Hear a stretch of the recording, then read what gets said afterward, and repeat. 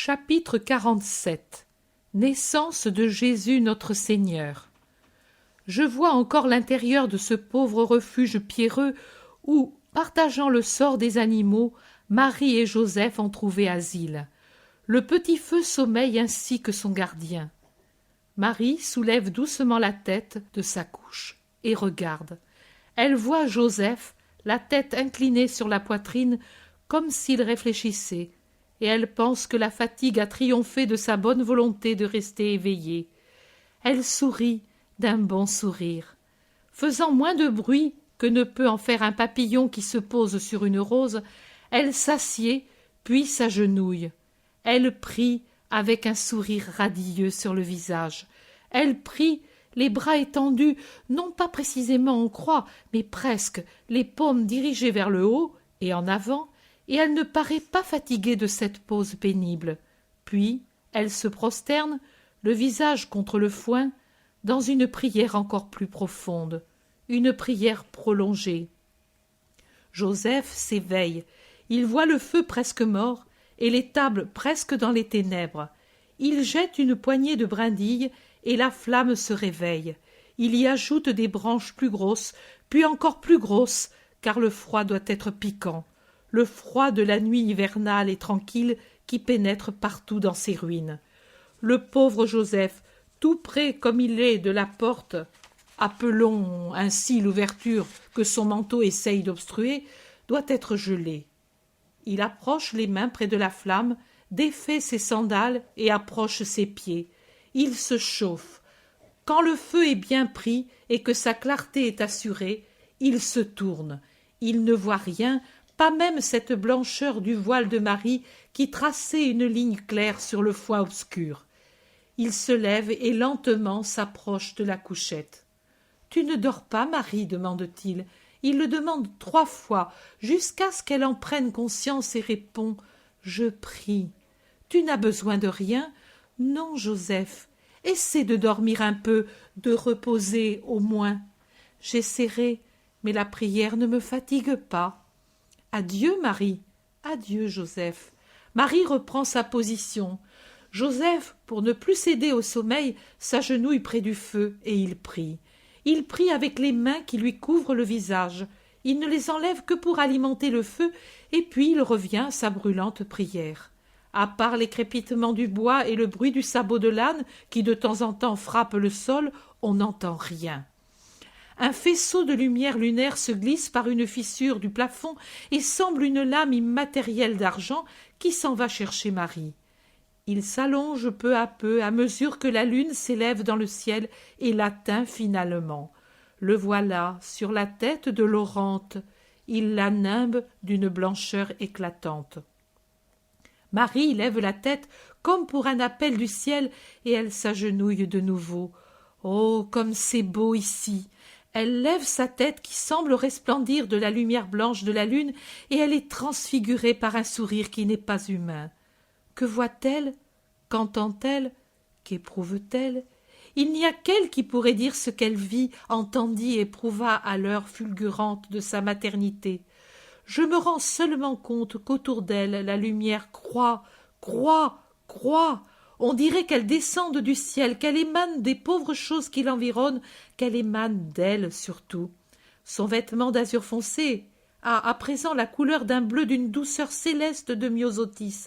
Les mains et le visage semblent devenir azurés, comme s'ils étaient sous le feu d'un immense éclair saphir. Cette couleur me rappelle, bien que plus légère, celle que je découvre dans la vision du Saint Paradis et aussi celle de la vision de l'arrivée des mages. Elle se diffuse surtout toujours plus sur les choses, les revêt, les purifie, leur communique sa splendeur. Sa splendeur. La lumière se dégage toujours plus du corps de Marie, absorbe celle de la lune. On dirait qu'elle attire en elle tout ce qui peut arriver du ciel. Désormais, c'est elle qui est la dépositaire de la lumière, celle qui doit donner cette lumière au monde, et cette radieuse, irrésistible, incommensurable, éternelle, divine lumière qui va être donnée au monde s'annonce avec une aube une Diane, un éveil de la lumière, un cœur d'atomes lumineux qui grandit, s'étale comme une marée qui monte, monte en immense volute d'encens, qui descend comme un torrent, qui se déploie comme un voile.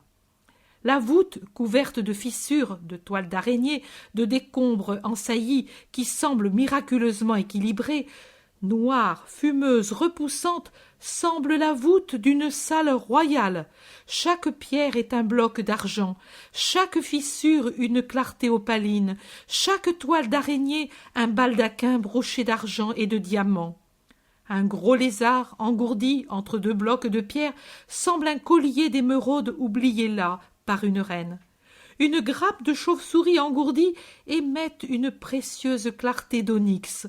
Le foin qui pend de la mangeoire la plus haute n'est plus de l'herbe, ce sont des fils et des fils d'argent pur qui tremblent dans l'air avec la grâce d'une chevelure flottante. La mangeoire inférieure, en bois grossier, est devenue un bloc d'argent bruni.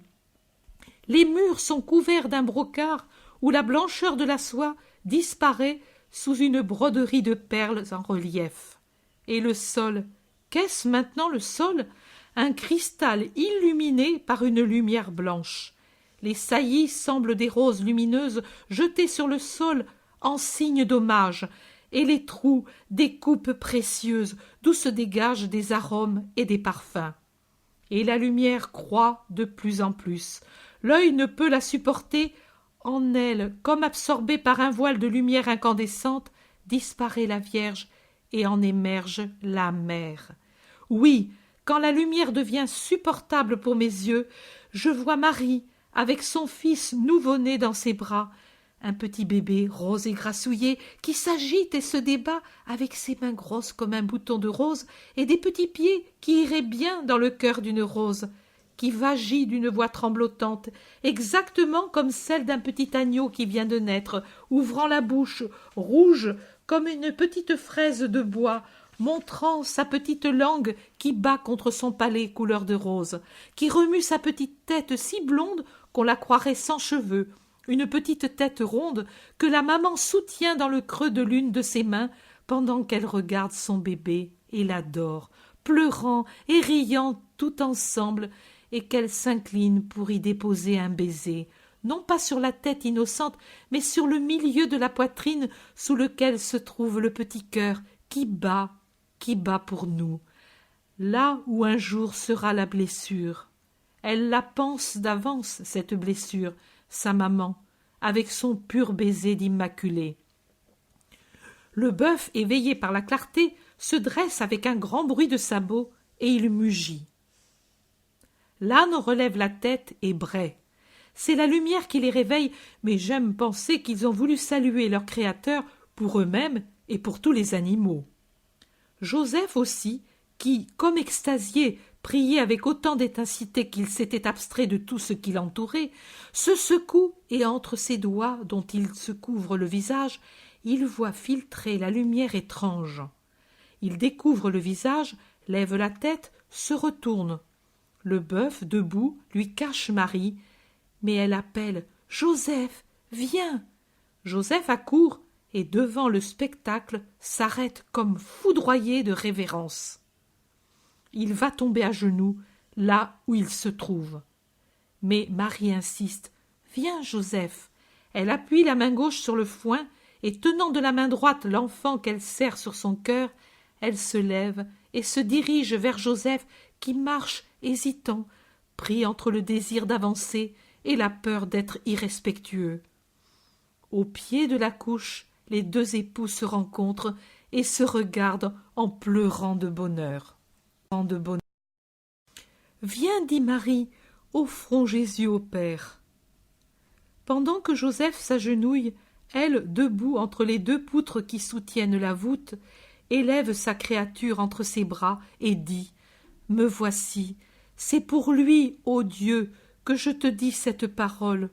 Me voici pour faire ta volonté. Et avec lui, moi, Marie et Joseph, mon époux. Voici tes serviteurs, Seigneur, que soit accomplie par nous, à toute heure et en toute occasion, ta volonté, pour ta gloire et ton amour.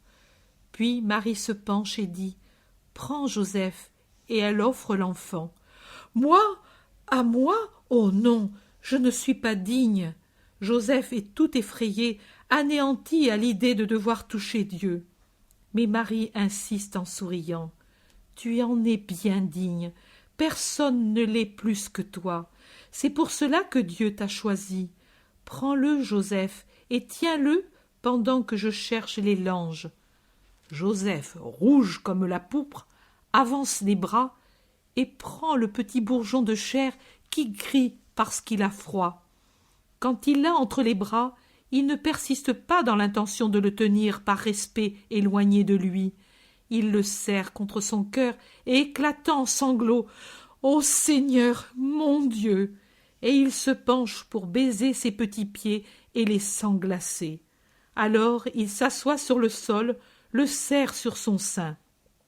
Avec son habit marron, avec ses mains, il s'ingénie à le couvrir, à le réchauffer, à le défendre contre la bise nocturne. Il voudrait bien aller du côté du feu, mais là il y a un courant d'air qui entre par la porte. Mieux vaut rester où il est. Il vaut mieux même aller entre les deux animaux qui les protégeront du courant d'air et donneront un peu de chaleur.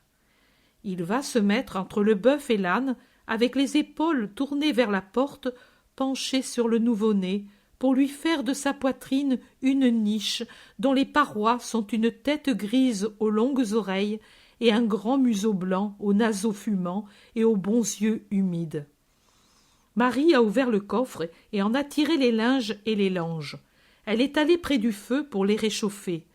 La voilà qui va vers Joseph et enveloppe le bébé dans les linges tiédis, puis elle protège la petite tête avec son voile. « Où allons-nous le mettre maintenant ?» dit-elle. Joseph regarde autour, réfléchit. « Attends, dit-il, poussons plus loin les deux animaux et leur foin. Tirons en bas le foin de la mangeoire qui est plus haut et mettons-le ici à l'intérieur. Le bord de cette mangeoire le protégera de l'air, le foin lui fera un oreiller et le bœuf, par son souffle, le réchauffera un peu. Mieux le bœuf, il est plus patient, tranquille. » Et Joseph se met à l'ouvrage pendant que Marie berce son petit en le serrant sur son cœur et en appuyant sa joue sur la petite tête pour la réchauffer. Joseph ravive le feu sans épargner le bois pour faire une belle flamme. Il réchauffe le foin et peu à peu le sèche et le met sur le sein pour l'empêcher de refroidir. Puis, quand il en a assez amoncelé pour faire un petit matelas à l'enfant, il va à la mangeoire et l'arrange pour en faire un berceau. « C'est prêt, dit-il. Maintenant, il faudrait bien une couverture pour empêcher le foin de le piquer et pour le couvrir. »« Prends mon manteau, dit Marie. Tu auras froid. »« Oh, cela ne fait rien. La couverture est trop rugueuse. Le manteau est doux et chaud. Je n'ai pas du tout froid, mais que lui ne souffre plus. » Joseph prend l'ample manteau de moelleuse laine bleue sombre et l'arrange en double sur le foin, avec un pli qui penche hors de la crèche. Le premier lit du Sauveur est prêt. Et la mère, de sa douce démarche ondoyante, le porte et le dépose, le recouvre avec le pli du manteau qu'elle amène aussi autour de la tête nue qui enfonce dans le foin, à peine protégée des piqûres par le mince voile de Marie. Il ne reste à découvert que le petit visage gros comme le poing, et les deux, penchés sur la crèche, radieux, le regardent dormir son premier sommeil. La chaleur des langes et du foin a arrêté ses pleurs et apporté le sommeil au doux Jésus. Au doux Jésus.